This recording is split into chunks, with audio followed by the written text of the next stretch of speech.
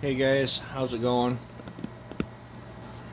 I glued this thing up last night, made a base gasket, and I should have known better, but I'm going to show you guys a mistake I made and what I'm going to do to correct it, or what are my options I can do to correct it, and then tell you what my game plan is.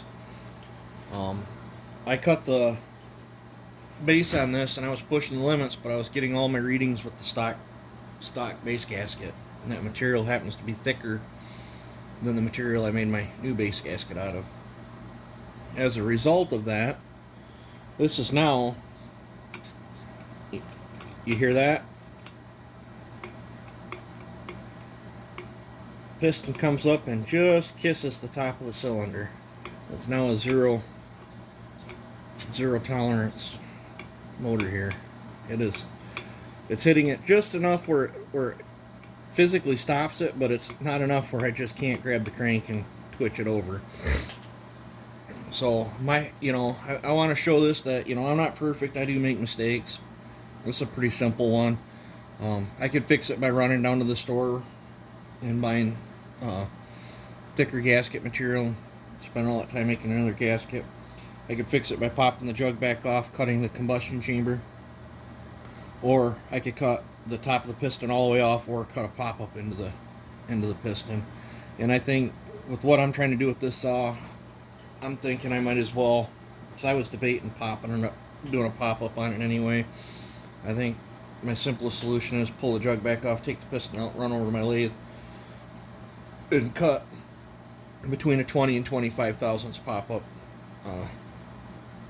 into the top of the piston, and that will give me, I want between 20 and 25 thousandths squish on this. Seems how it is technically hitting. I have no way of gauging how much it's hitting.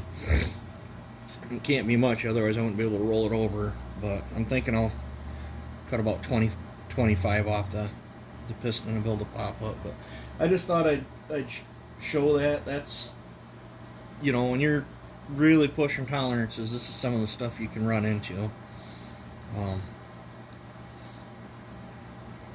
Another way I could have, if I would have measured my gasket material first, I could have calculated that all into it, but I was getting all my measurements off from the original gasket. Such is life. I could have easily just fixed this behind the scenes, but I want to show you guys that I'm not perfect. I do make mistakes.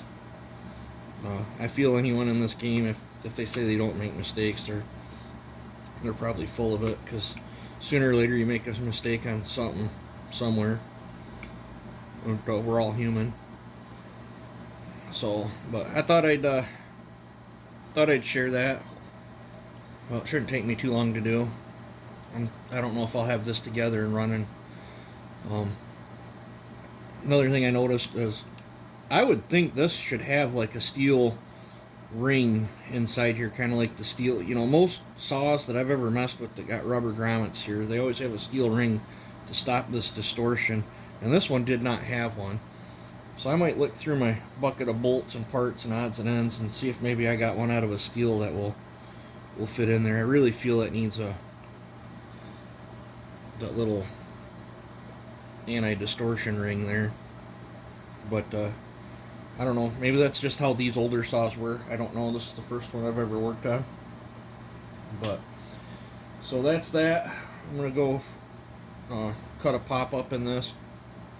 I'll probably show you the pop-up when I get it cut.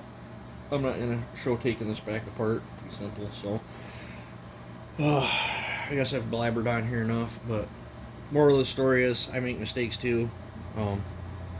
If you guys are doing this and you run into this particular situation, you can either go thicker gasket, cut combustion chamber, or pop up in piston, or do a complete flat top. Just shave, whatever your desired squish is off the top of the piston.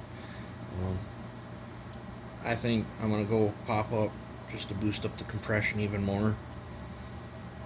So I heard these things are pretty low powered saw right from the get-go, so I guess I'll just be one more thing I can do to get a little more juice out of it. But you guys enjoy your day. Have a good one. Take her easy.